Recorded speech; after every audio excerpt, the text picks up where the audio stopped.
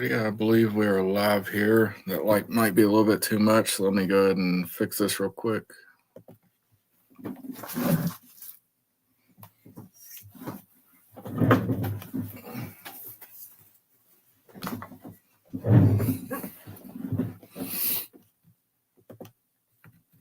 Alrighty, I do believe that is a little bit better. Let me double check real quick.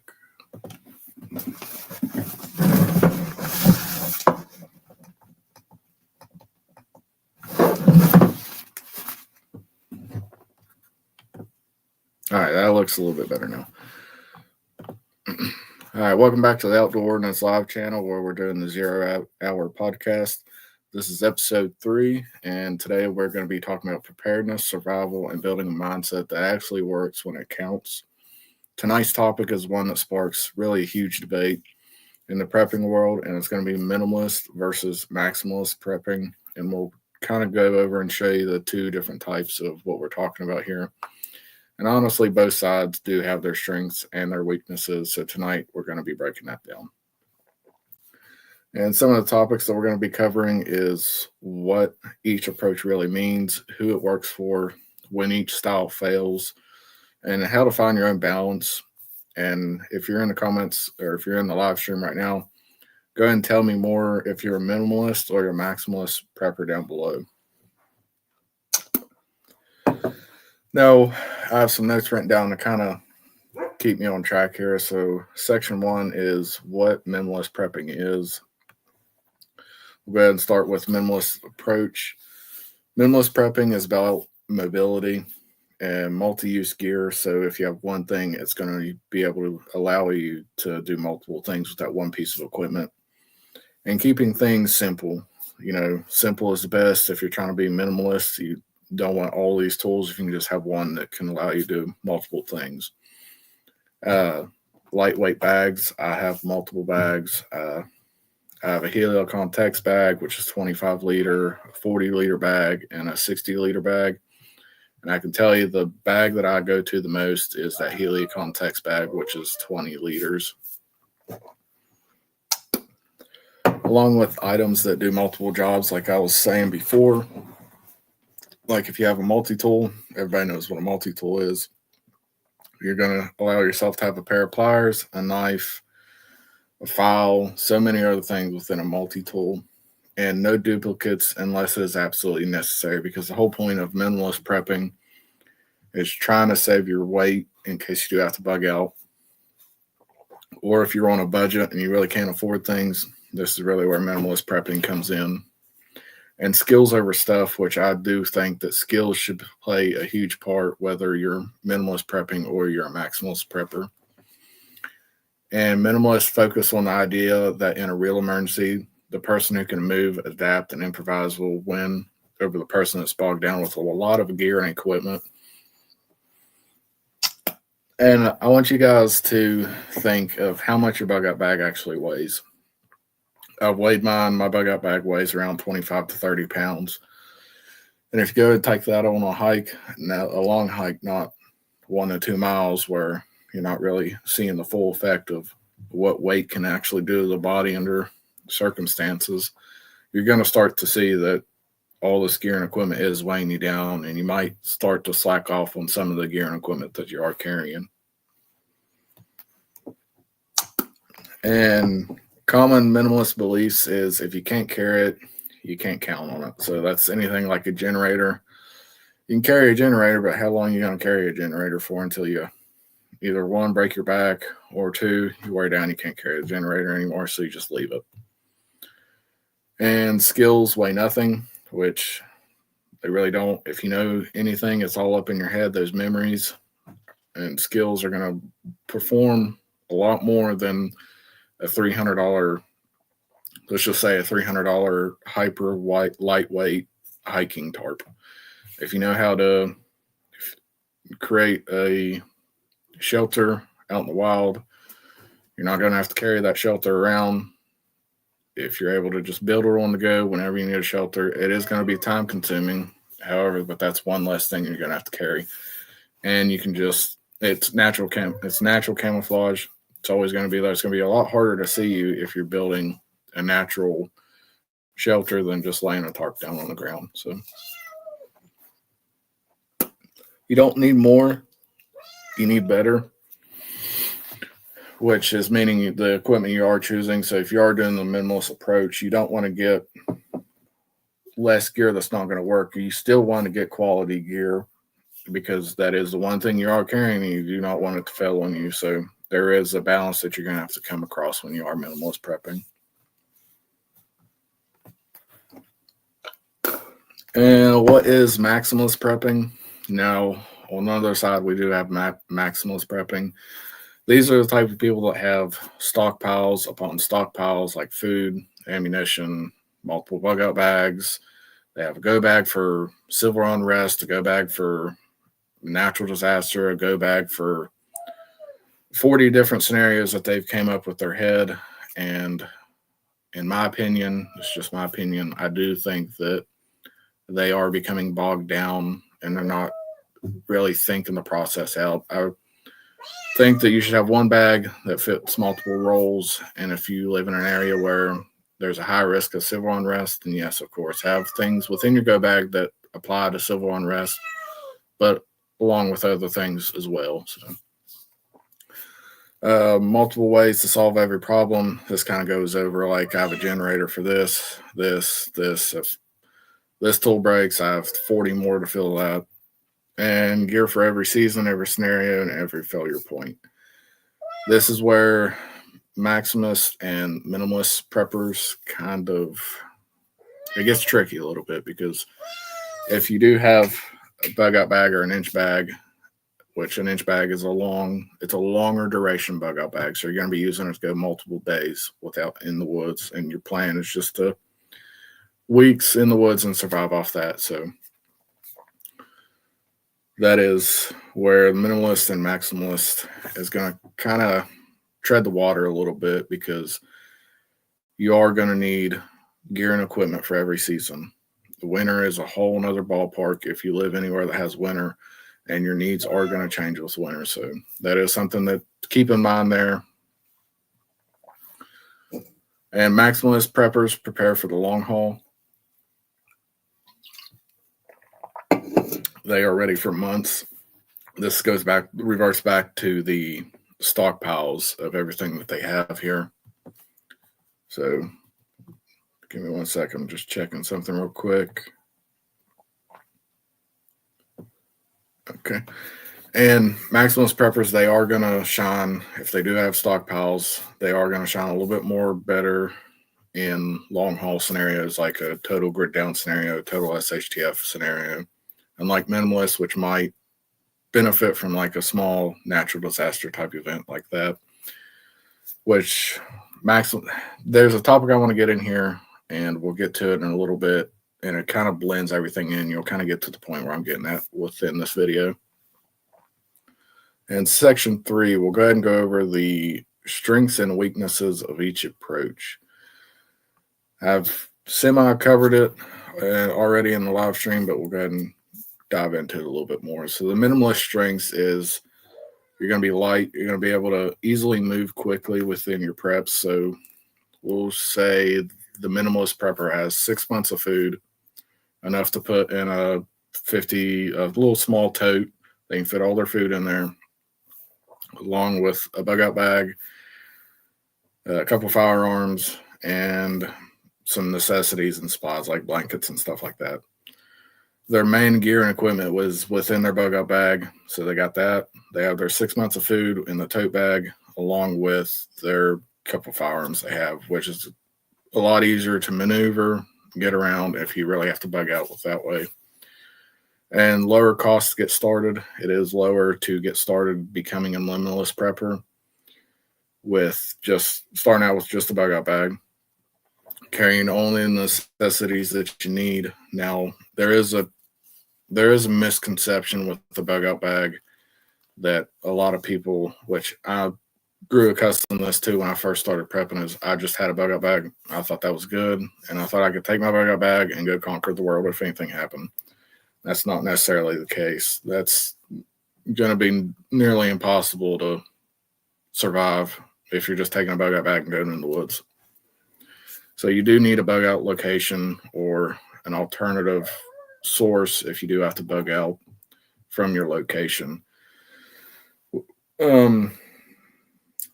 Lost my place here. We'll go ahead and go over encourages real skill building. If you don't have a lot of tools, you're really going to have to start thinking, hey, what can I use this for if I'm needing multiple things for this one specific thing to carry out. So it's really going to let you build your mind and get away from the consumer reality that we're in currently with YouTube and everything else is, hey, get this product, buy this product. It really helps you gain courage and skills with just the one product you have, and you can further continue your education with that. Bags and kits stay lightweight. Your bug out bags, your food, they all stay lightweight, so they are able to help you maneuver a lot faster and not wear yourself out a little bit. Great for urban environments. This is really where a minimalist strategy of prepping comes in, is the urban areas, in my opinion. Most people that live in an urban area are living in apartments. They don't own property, anything like that. So they are confined to a very small space within their apartment. So maybe they're only able to get 6 months of food, a bug out bag, and stuff like that. That's really where minimalist preppers are needing to start to think their strategy out if they do have to bug out. And when I mean think their strategy, I really mean take a map, go down different routes. Okay, if this doesn't happen, then I need to take this route. And if I get blocked off, I need to go this way. And along with, it is going to be hard carrying all your stuff. So if you don't have a vehicle, if you're bugging out on foot, maybe get a wagon, like a really strong wagon that's made out of steel with wheels on it. And make sure you camouflage that wagon as well, because you don't want your wagon to stand out if anything's happening. If people are starving with food and you have 6 months of food you're dragging behind you, you're going to become a target. So being able to camouflage that wagon as well is really going to help out a lot. Maybe making a trash bag and fill it with newspapers and make it look like you're just carrying trash and garbage or rubbish, stuff like that. So people really don't see the valuable preps that you are trailing right behind you, and help you not become a target. And the weaknesses of minimalist prepping, which if that one item does fail that you did rely on, you're in trouble. You're going to have to find something else that's going to subsidize that tool that you did have, which in a grid down scenario, natural disaster, it is going to be hard to fulfill that one item's tool if it does fail upon you. It's harder to support long-term situations, which is absolutely true. If you're a minimalist prepper and you just have your bug out bag, a couple months food, a little bit of water, and if something does happen, it is going to be hard to regain those supplies that you may need. And the maximalist prepper strengths, they're prepared for a longer duration event. So let's say that minimalist prepper has 6 months of food. Generally, a maximalist prepper might have a year's worth of food, along with maybe a garden and stuff like that, so they can subsidize that food that they're taking out. They can replenish their stockpile as well. They can become cluttered or hoarding if unchecked, which I did have this problem. I was constantly buying equipment, buying food. And it got to the point where I wasn't checking the dates on some of the stuff, and some of the stuff did expire, which canned goods do last a long time, but some of the stuff wasn't anything like that. So if you are a maximalist prepper, go through your preps again and see if anything's out of date. It's just like your batteries. I bought a bunch of batteries. They all went out of date, cracked them open. They wouldn't work. So I am glad that I went through that. So that is one of the things that maximalist preppers kind of slack on upon is checking their actual preps and seeing if they're good to go in case anything did happen. And it is harder to stay mobile. If you keep all your preps in one spot, it's going to be really hard to get all your preps out and stuff like that. So that is why a lot of people they're dividing their preps up. You don't want to have all your eggs in one basket. So they might have 6 months of food at their bug in location, which would be their home. And if they have any property or if they have a bug out location, they might keep that other 6 months of food there, which is always good. You never want to keep all your eggs in one basket, guys, in case you do have to leave or something does happen. And it does make it harder to become mobile if you have all your preps in one spot and you need to get out of Dodge. It's going to become a nightmare getting all your stuff out. So gear is overweight, slows down your decision making. Like I said before, when I first started out, I had a bug out bag and I thought I could conquer the world with it. I thought I could go out in the woods and live indefinitely with it. That bug out bag was so heavy, I got tired probably 20 minutes after carrying it. It was ridiculous. All the stuff that I had in it and everything. It just really, really weighs you guys down if you're putting a lot of gear and equipment on your body and you're trying to think that your body can handle it. And it's rough, guys. We'll go ahead and go over some real world scenarios and let's talk about what each style works best for. You guys go ahead and leave a comment down below how much your bug out bags actually weigh, if you weighed them any, or if you have a bug out bag, or if what liter, what size bug out bag you have, because that's always an interesting topic I kind of like to view, is how big a bug out bag actually is between people. I'll go ahead and go over the real world events and scenarios here. So the minimalist wins. We'll go ahead, we'll do a flash flood scenario. We'll just start off with a natural disaster, and then we'll work our way up to a total SHTF scenario. So first, we'll talk about minimalist. They're going to have fast evacuations. So lost my word. Flash floods. We all know how fast flash floods can come within your area.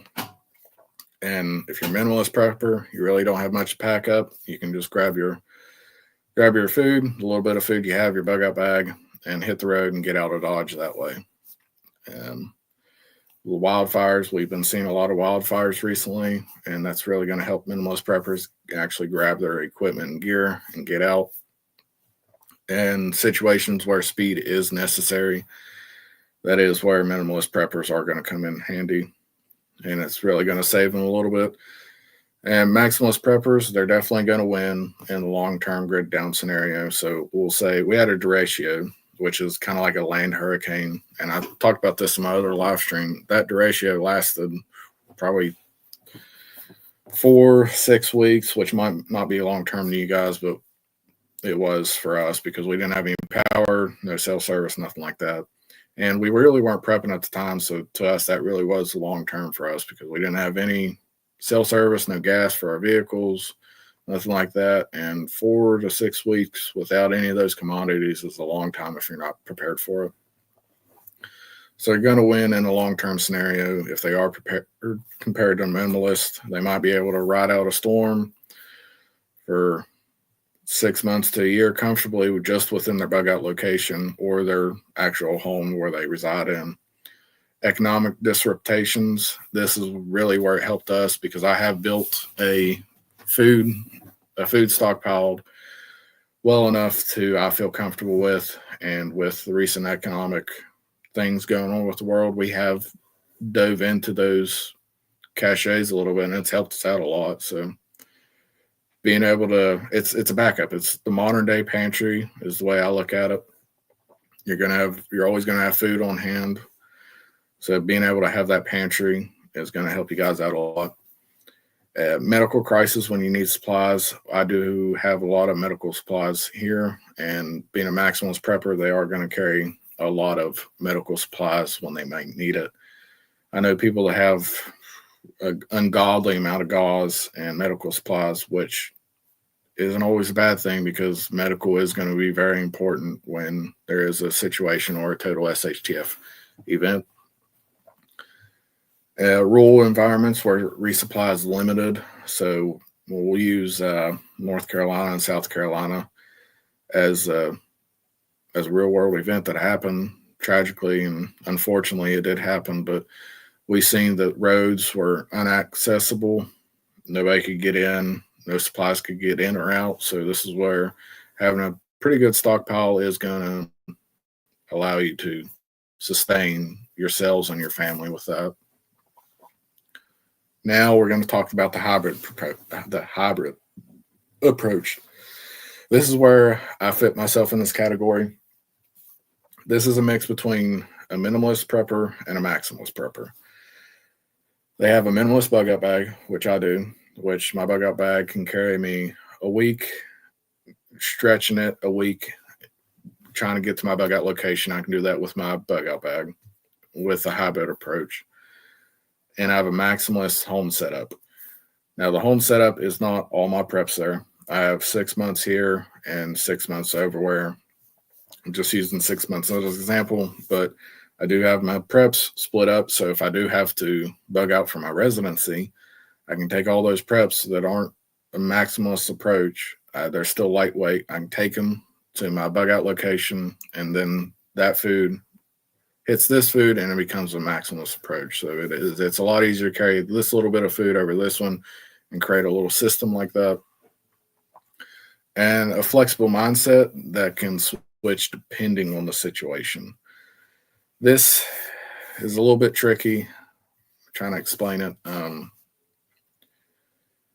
If you're a hybrid prepper, so you're minimalist, bug out bag approach, everything like that, you stockpile has 6 months here, 6 months here, but you have a flexible mindset. That's kind of meaning if you do need to bug out further or extend a little bit further, you can upscale your bug out bag, which you should have a couple bug out bags, one for, a couple days trip. And if you have to go out something a little bit more extraneous, have maybe a 60-liter bug out bag. So that's kind of where it gets at it. And section 6, we'll go ahead and free up the comment section and do a little bit of a Q&A if anybody's watching now. Let me know down below, are you leaning more towards a minimalist or a maximalist approach, or are you somewhere in the middle like I am? And what's one item you think a minimalist overvalue? Could it be duct tape, flashlight, anything like that? And what's one thing maximalists hoard too much? Which mine was batteries, which I explained that I had batteries, never used them. They went bad, and they constantly have to be replenished every so often. And if you could take 5 items, what would they be? If you could take only 5 items, what would you take? Let's see here. Alrighty. All right, we're going to cut this live stream a little bit short. I hope you guys enjoyed everything. I tried explaining it to the best of my ability. I know it was kind of clammed in. I didn't really have a lot of time to prepare this. So we might be able to go over a little bit sooner and actually dive a little bit deeper into it, because I know I was hopping all over the place with it. Didn't have a lot of time to go over my script or anything. So I might revisit this subject at a later date. I just want to thank you guys for hanging out with me tonight. If you enjoyed this discussion, hit the like button and subscribe for more survival preparedness and mindset content. Until next time, stay ready, stay aware, and stay self-reliant. And we'll see you on the next stream.